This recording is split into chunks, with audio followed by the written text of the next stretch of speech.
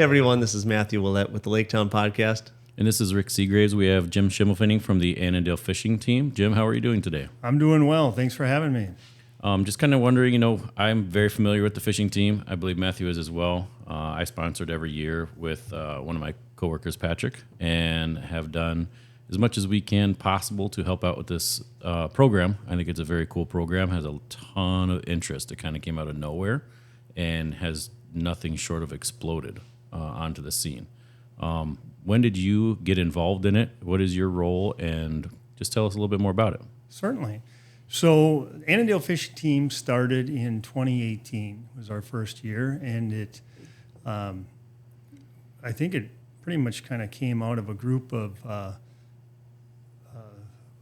boys that hung out together and fished together, and Bridget Wall was instrumental in getting this started and in contacting a couple of us. Our kids were all friends and said, hey, these guys are fishing all the time together. What do you think about starting a fishing team? Some other communities had some, and it was a growing sport in Minnesota, something that was just starting to get started. And she looked into it a little bit and shared some information with a couple other parents, and we said, sure, let's do this. So that was probably in late November, December-ish, and by January we started putting things together and had our first season in 2018.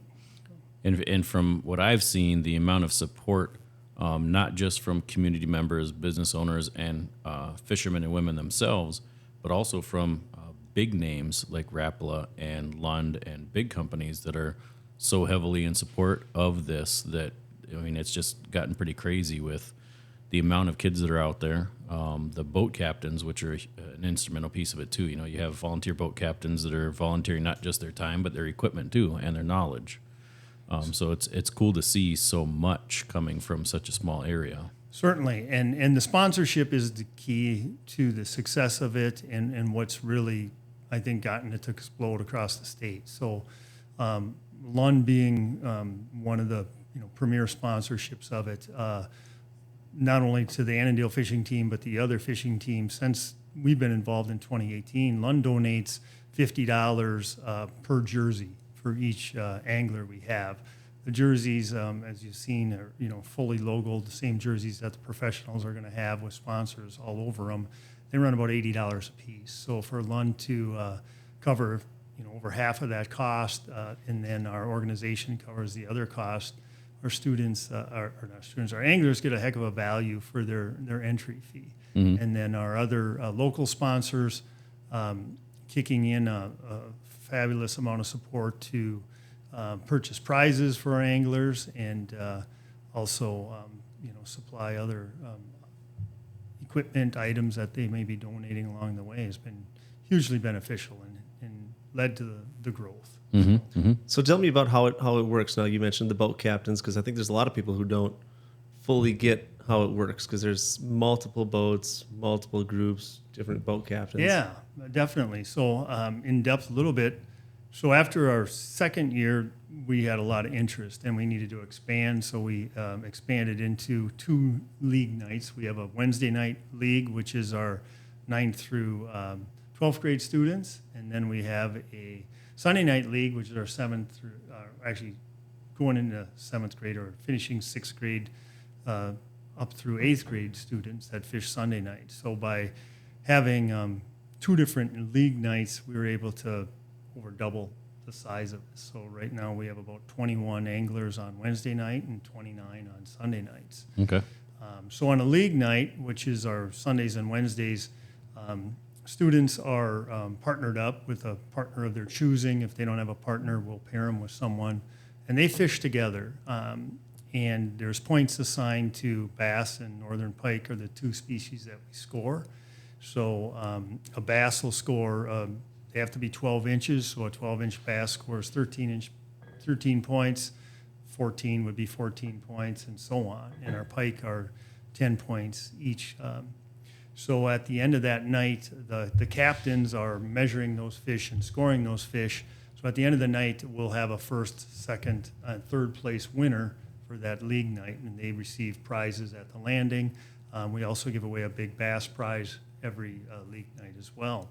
In addition to the Wednesday or Sunday night league nights, there's season totals. So those anglers are keeping their points for the whole season. And then at the end of the year at our banquet, we give away prizes from 1st through 10th place for season totals. So those are prizes our anglers win for the league nights. So. And I believe it goes a step farther than that, too, because I know there's a couple of anglers that have gone to national tournaments. Certainly. So part of their entry fee, which is, again, they get a lot of value for the $150 fee that the anglers are paying. They get that uniform, they get prize packs, they get those league nights and those league prizes, the end of the year prizes. We also cover their entry fee into statewide tournaments, and then if they qualify for national tournaments. So there's the Student Angler Tournament Trail, which Lund sponsors. They have a number of bass tournaments across the state. This past year, they were on Minnetonka, Leech, Mille Lacs, some of those big lakes, because they have about 200 boats in each of those tournaments. So they're partner fishing, so that's 400 anglers. If you qualify in the top 10%, if you finish in the top 10%, you qualify for nationals. So this past year, we had 2 anglers, Will Spielman and Garrison Hansen, qualified for nationals, and they fished. It just so happened that nationals were down on the Mississippi, down in La Crosse, in La Crescent, Wisconsin, La Crosse, Minnesota area, and they fished down there. So, a huge opportunity for our anglers, for those that want to go to that competitive level. They have that opportunity to do so. So now the kids, they don't pilot the boat, right? You have so there's pilots, the captains. Correct, and that's where our volunteers come in. So for the Wednesday nights, Sunday nights, as well as these tournaments, the anglers have to have a boat captain. So without the captains, none of this happens. So And those belong, all these boats then are owned by these volunteers, and they're using the boats. Correct, they're personal boats. The fishing team, the captains that volunteer go through a background check process and fill out a bunch of volunteer forms, make sure the boats are insured and things of that nature. And then they're the ones that are driving and operating the boat. The anglers can run the trolling motor, but not the outboard during those fishing hours. So. And in my experience, too, though, the anglers are actually often telling the captain where they want to go, because some of them will pre-fish ahead of time, so they kind of have their little hot spots they go to, or from previous times they've gone out, but they can't actually man the ship, so to speak. They can kind of say, well, we're going to go over there, or go over Correct. there. But yeah, the captains will go where the anglers want to go, or if we have. That's kind of the neat thing about the fishing team. We've got anglers that are very experienced anglers that have done a lot of fishing. Like I said, maybe are out pre-fishing these lakes. We also have anglers that maybe just haven't had the opportunity to fish much, but they like fishing or want to learn more about it. So we have a number of anglers like that aren't as experienced. And this format works for all of those. So in those situations, we have experienced boat captains that, know fishing, know techniques, so they can teach those anglers a number of things. And that's the ultimate goal of this when we got it started was to, have a great learning experience for these anglers, as well as have a lot of fun fishing and just grow the sport and the lifelong love of fishing. And some feedback I've heard, like you had mentioned, the captains are going to be passing on knowledge to the anglers. There's been times where I've heard the anglers are actually passing on knowledge to the captains who weren't as in tune with certain techniques or rigging a certain way or whatever, because let's face it, they were in somebody else's boat and they learned, well, that guy did something there's also the internet. So like the kids are going on YouTube, figuring out a bunch of different stuff that may work. And the captains, I mean, most of them are pretty old school. They know what they want to do and how they want to do it. And then all of a sudden they're introduced to something completely different. Well, now they just learned a new trick. Certainly that learning goes both ways. And I think that's what's really the unique opportunity here. And for those anglers that, do a lot of research, are online, following things out there, fishing a lot of different waters, their skill level has, greatly increased. We have some, right here locally on the Annandale fishing team, some tremendous anglers that are very good at what they do across the state. These tournaments that I've spoke of, when there's 200 boats, those top anglers are fabulous fishermen. One example, a few years back, I took my son and his partner, we were on a tournament on Mille Lacs through the Bass Federation. So on Saturday, the pros were out in Mille Lacs fishing the tournament. Then on Sunday, the student anglers fished. So the cool thing was we had the full pro setup with the trailer, the TV monitors, the same announcers, the tanks with the fish, just like the kids would see on TV. So they got to experience all of that. But they're fishing water that the pros have not only pre-fished, but then fished the tournament on the day before. The winning student team's weight would have beat the winning pro team that time. Really? So Wow. I mean, it's just it's extremely competitive at that level, which That's is crazy. really cool to see that in such a short time that the skill level has increased to that level. So Well, I'm not sure how Annandale's works because I don't have a kid in it, and I have kids in other sports, so I don't have the time or ability to captain as much as I want to. I just don't have the availability to. But I've been over on our lake. I live on Cedar Lake, and was on the North Access, and Rogers was actually having their tryout for their fishing team. Obviously, different school, much larger population, but they had literally, 30, 40 boats, just absolutely insane out there. And they were all weighing in and seeing who made the cut to make the team and who did not. But for Annandale, how does the process look like for somebody who wants to get into it? yeah, that's a great question, and that's been our goal all along, is to have any anglers that want to get involved to be able to have them involved. So we're limited by the number of boat captains we get. That's what sets our number of anglers we can have. And fortunately, we haven't had to, we added the Sunday night league, which helped. We haven't had to turn anglers away. We've gotten creative with some other things in that. Now what we do is we have 10 weeks of fishing, and our anglers can only fish 8 of those 10.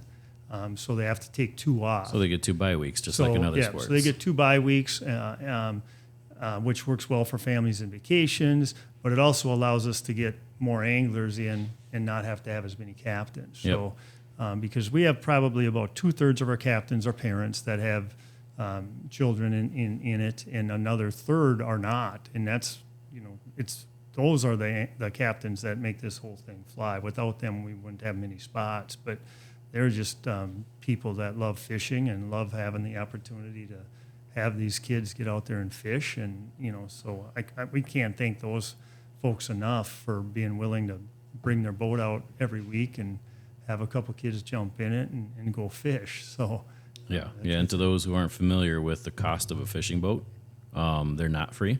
And anybody who's willing to let 2 kids they don't know come jump in their boat, hats off to them. That's pretty fantastic, because that's a pretty big expense that they're, risking, especially like if it's an angler that may not be as familiar with Clearwater Lake, for example, which has so much structure to it that the guys that rebuild the props love that lake because people show props on it all the time. So, you got Keep a spare. expensive equipment going out with kids you don't know. That's a different breed to be able to do that. yeah, so we try to, if we have new captains that aren't familiar with water, the goal is for the kids to catch fish, and obviously to be safe out there. So we're sharing that information with them, as well. We do a lot of preparation with our anglers in our preseason meetings about boat etiquette, respect for property, and sportsmanship and things of that nature. And our anglers have done a really great job. I think our captains will attest to that and always have a lot of real positive things to say about our anglers. But they know if we don't have our captains, we don't fish. So how many weeks are left in this season right now? So we just wrapped up. Our Wednesday night league finished on Wednesday on Sugar Lake, and on Sunday, our Sunday night league finished out on, I believe they were on either Clearwater or Sylvia. I'm not sure on that. And then, so we just wrapped up. So we have in the process of totaling up all those season totals, and then we will have the end of August. We will have our awards banquet, and then we will give out an enormous amount of really cool prizes to those anglers that I've been to have one, those and prestiges. there's a lot of prizes handed out. Yeah, and that's kind of the cool thing about this, the generosity of our sponsors, some connections that we've been able to form with companies that are in the industry. They know if they grow the sport with young anglers, they're going to sell more product in years to come. So it's Spend a little to make a little. yeah, and it's unlike, I've done a lot of coaching, been in a lot of things before in my profession, and this is one where sponsors really come reaching out to us and say, hey, we want to help you out. How can we help? So it's a cool opportunity. So I know Bridget pretty well, and I was in a lot of conversations with her when she was starting the whole fishing team aspect, where she was looking for sponsors. Obviously, I was in. It's just something that I enjoy doing, is helping sponsor things for kids. And her daughter and my daughter were playing basketball together at the time, so we got to see each other in the gym quite often. And she was blown away with the amount of not just support, but she didn't have to reach out for a lot of it. A lot of it reached out to her once they found out through other, avenues of communication that Annandale was going to be doing something. She said that she was getting calls left and right, and she was just completely blown away by that, which I tried to get her to come in here, but she, I think, may either be camera shy-ish or just wanted to defer and stay out of the limelight. But she sent us your way as a spokesman, and we appreciate that. But I just kind of speaking to how she was surprised and caught off guard by how much support came and how quickly it got there. Yeah, definitely, and that has a lot to do with the work that she's done and the connections she's had, and people know of her. So again, as an organization, we can't thank Bridget enough. I mean, this doesn't grow as fast as it grew and become as successful as it has without the work she's done to get it started, and the organization and the follow through is amazing. So that has a lot to do with it as well. But you're right. The support is crazy. We on our jerseys, for example, we're out of space.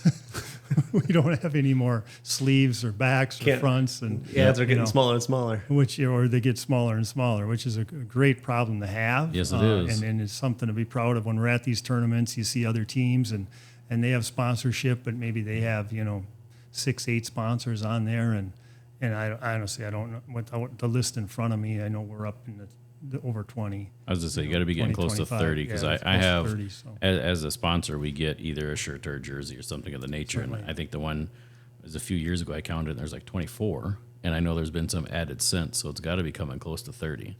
And like for myself, what I helped with, and it's something that I offered Bridget to do, is I said that I'd like to go out and take some aerial footage with the drone, and went around. I had a friend of mine who lives on Pleasant Lake, and it was that night was on Pleasant. And they brought me around on their pontoon, so I brought a camera out there, was taking a bunch of pictures and videos of kids catching fish, and did my aerial thing. And it was kind of cool because I put a video together to help kind of promote getting it out there some more. And all the captains were so ready to just do this thing, so they all sat around kind of in a pod, if you will. And once somebody blew the air horn, everyone just kind of shot this way, that way, and the other way, like out of a movie. And I just hit the drone right over the top of them, and they kind of, you watched them all disperse all over the place. And I'll play that at the end of this episode just so others can see it, because I thought it was really cool, and I got a ton of compliments on it. I was like, hey, just an idea, and it worked very well because everyone is all on board. Yeah, I did. It was a fun evening to be out there. I know the kids were excited when they'd see the drone hovering around them, and if they happened to catch a fish at this time, that just added to the excitement. So. Yep. A really neat opportunity. And for those who, and it just kind of came to my my memory that may want to captain, first and foremost, how do they get a hold of you, or how do they sign up for that and get through the vetting process? And secondly, some people may not realize the range of boats from small 16-foot with a 35, 40 horse up to your 100,000 plus. Like, it doesn't matter what size or what kind of boat you have, as long as it's going to function properly. I've seen them all out there. Certainly, yeah. You don't have to have a brand new fancy bass boat or anything like that to do this. So if people are interested in wanting a captain for next year, you can certainly look up the Annandale Fishing Team on Facebook is the main thing, and message that. We also have the email at Annandale Fishing Team. .org, I believe it is, or reach out to myself or contact Bridget Wall. Okay. And we'll get the information to you, because we're always looking for more captains. Yep. The more captains we have, the more anglers we can we can bring in. And also another key piece is we do have captains that, say, well, it's not something I can do every week, but I'm willing to sub when we need some extra ones. That's extremely helpful as well. And then we're always looking for, we have some wonderful landing assistants that parents that are volunteering at the landings to help direct kids in traffic and get boats in, get boats out, help with the points at the end of the evenings and prizes. This doesn't happen without their work either. So lots of ways to get involved with the fishing team. If you're not angling, or if you're not in a boat, there's still other ways to be involved if people want to. So Jim, you're concluding your season right now. You're going to have your banquet end of August. Correct. When are anglers going to be expected to start? When is signups open up? Like when for registration? That's a great question. So our current anglers that have fished half the nights or more, they get brought back. So they will have until end of January to decide if they're coming back. Then beginning of February is usually via our Facebook. We'll put something out that we're going to have a information meeting for new anglers and sign up, and then we'll take as many anglers as we have captains for. And again, like I said, we've been very lucky. It's just happened to work out. There's been some years where we're like, oh my, not sure how we're going to get this to happen. We don't want to turn people away, but then we'll get a couple more captains, a few more people interested in, and make it happen. So now, do you have, we'll say, substitute captains or like not regulars that were more specific to a lake that they were either closer to or lived on, or has it just been kind of they show up when they show up? Like, for example, I live on Cedar. And if there was a shortage of captains on Cedar and I was free that night, I'd say, yeah, I could probably bring a couple kids out. Is that something you guys have entertained or had to do in the past, or is that not needed yet? we haven't had to do that. Our subs are, willing to sub, on any of the area lakes that we fish. Those lakes were a little bit limited to lakes we can fish due to access size and accessibility and some of those things. So we tend to fish the same lakes twice. In some case this year we added a few new lakes to the And which are mix. those lakes? So our main lakes that we'll fish is Clearwater, Pleasant, John, Maple Lake, Sugar Lake. We added Francis this year. That was really successful. A little further drive for some of our folks, but we had a lot of really good fishing on that night. I'm trying to think if I missed some. Sylvia, yeah. So we'll fish that one twice, Clearwater twice, and Sugar, like I said, John, Pleasant, and Francis, and Maple. So Cedar would be the only one of the Cedar bigger we lakes haven't. We did our first year or two.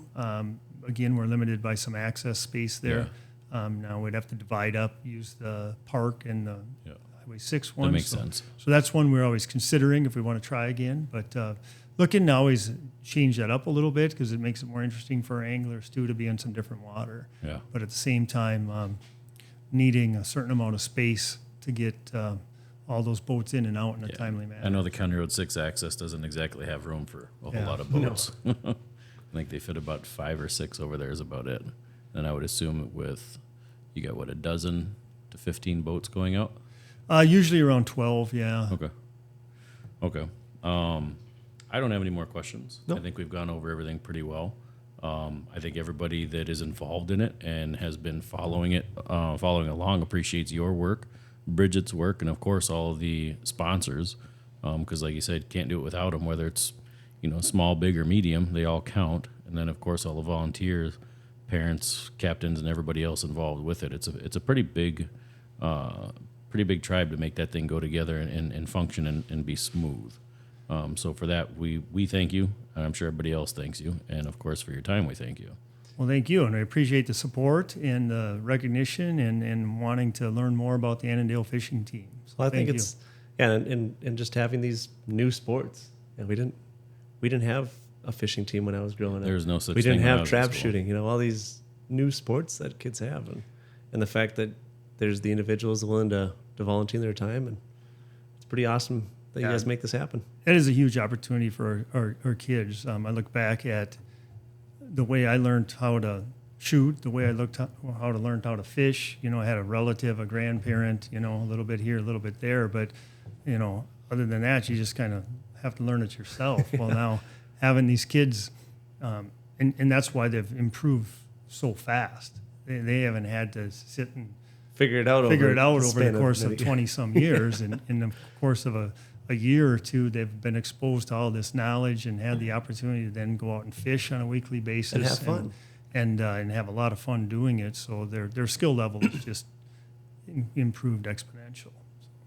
All right. Well, thank you for coming in. Thanks, we Jim. appreciate your time. And what I'm going to do is on closure, I'm going to actually play the video I put together, but I will preface it with this was done in 2018 or 19.